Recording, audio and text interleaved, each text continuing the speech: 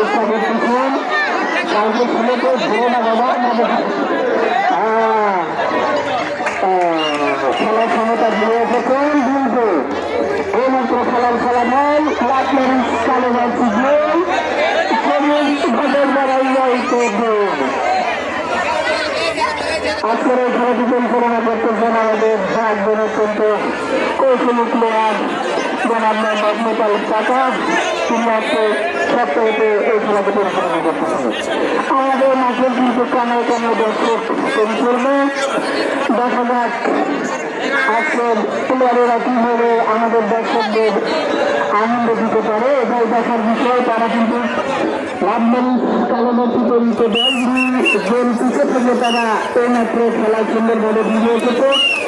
আমি কিন্তু বলেছিলাম যে মাঠে গরম করে খেলা যাবে না, অত্যন্ত মাঠের ঠান্ডা রেখে এই খেলাটি খেলতে হবে, তাহলে সেই দল ভালো হতে পারে বলে আশা করা যায়। দেখা যাক এখন খেলার বিরতি চলতেছে, এখন পর্যন্ত খেলার ফলাফল